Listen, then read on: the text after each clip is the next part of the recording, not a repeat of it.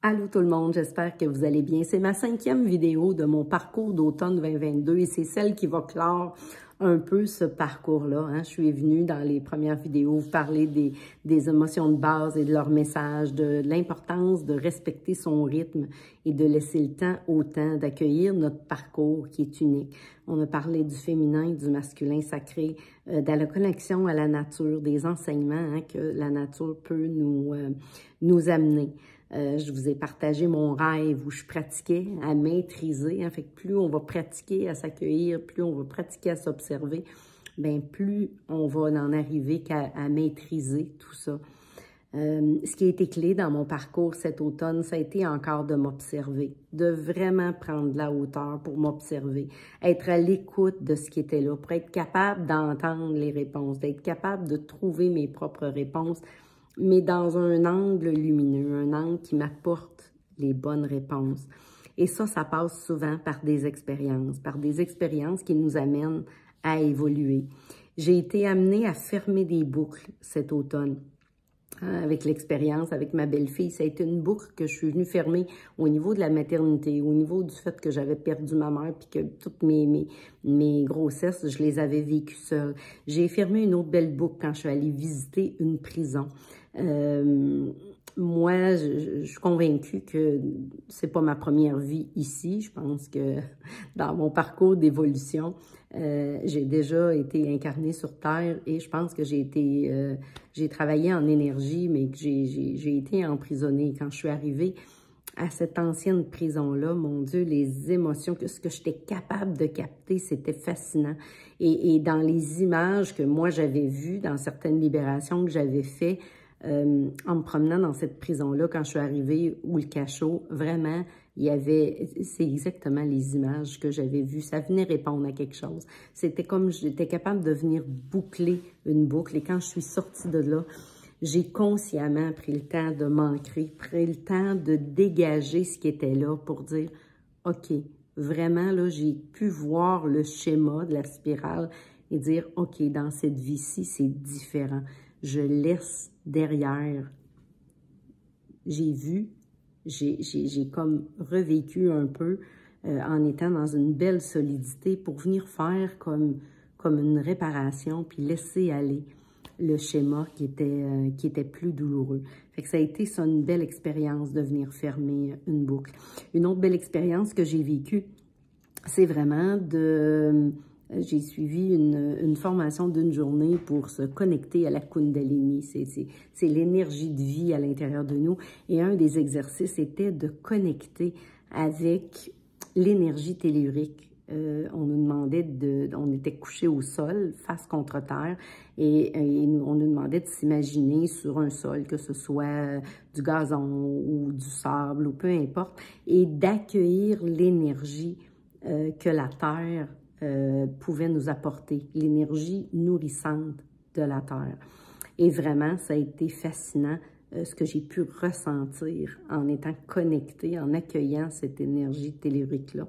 Et après ça, on se tournait sur le dos et tout en étant supporté par l'énergie de la Terre, on accueillait l'énergie du cosmos, hein, l'énergie qui est de haute vibration aussi. Donc, c'était vraiment, on était comme un pont un peu entre les deux énergies. C'était fascinant. Donc, je vous invite, peut-être là, avec l'hiver, ça va peut-être être un peu plus dur, à moins que vous vous couchiez dans la neige, bien habillé, pour essayer de connecter avec l'énergie tellurique. Ça pourrait se faire. Sinon, à l'été, hein, quand on est sur la plage ou quand on est se coucher dans le gazon sur une serviette, puis prendre le temps d'accueillir ces belles énergies-là qui sont de la Terre et du cosmos. Ça peut être bien, bien, bien intéressant. Donc, une autre chose que j'ai réalisé beaucoup, c'est être capable et vouloir. Hein? Des fois, on peut être capable de faire quelque chose, mais est-ce qu'on veut vraiment faire ça? Ou d'autres fois, c'est l'inverse. On veut faire quelque chose, mais là, l'énergie qui est là ou qui est présente nous amène pas là. Moi, j'ai senti ça beaucoup cet automne. Tu sais, j'ai des projets, j'ai des choses que j'aimerais faire, mais l'énergie, je sentais que c'était une énergie où il fallait que je me dépose et où il fallait que je ralentisse. Mais je me suis permis d'écouter ça. puis de laisser le temps au temps pour laisser émerger ce qu'il y a à émerger à l'intérieur de moi. Et là, je vais vous revenir dans une autre vidéo, mais pas faisant partie de mon parcours d'automne, mais pour vous parler un peu comment on peut différencier les pensées de l'intuition. Et aussi comment, ce matin, j'étais dans le P de Opale, tu sais, le O de Opale, je vous en ai parlé un peu, d'observer, de l'ouverture, d'oser. Le P de Opale, il y a toute une signification aussi pour moi, puis j'étais là-dedans ce matin. Donc, je vais revenir vous faire une vidéo là-dessus, parce que je trouve ça intéressant, ce qui est sorti quand je me suis assise, puis vraiment d'accueillir ce qui montait. Donc,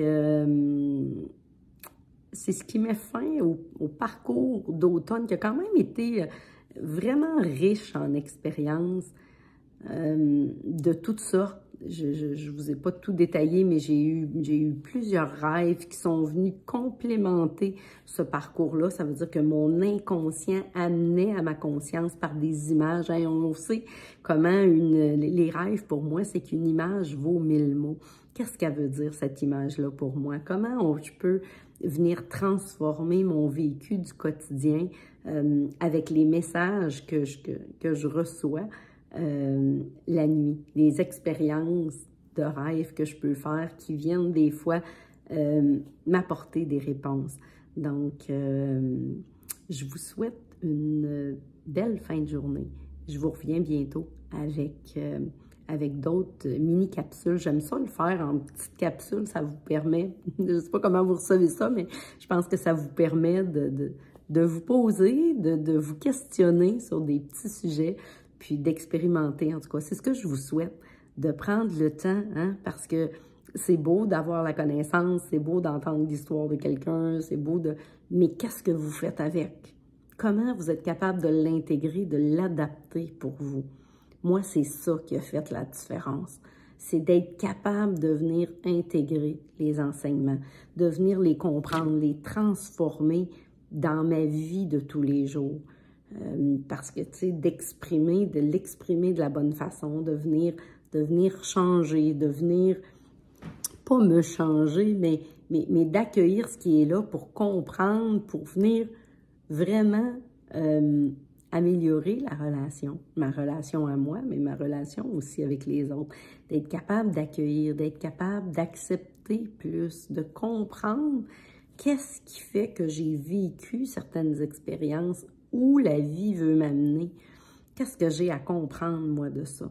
Ça a été vraiment un parcours qui amène souvent à une initiation. J'écoutais un enseignement récemment où il parlait d'initiation, mais l'initiation, c'est ce qui va faire qu'il va se créer un changement dans notre vie. Hein? Quand je parle de parcours initiatique, c'est qu'à un moment donné, c'est que ça vient transformer quelque chose à l'intérieur de moi. Ça vient transformer quelque chose dans ma vie, dans mon parcours, que je suis capable, après ça, de bâtir là-dessus, sur ce changement-là. Mais des fois, on a l'impression qu'on peut vivre des initiations, mais on n'en a pas conscience.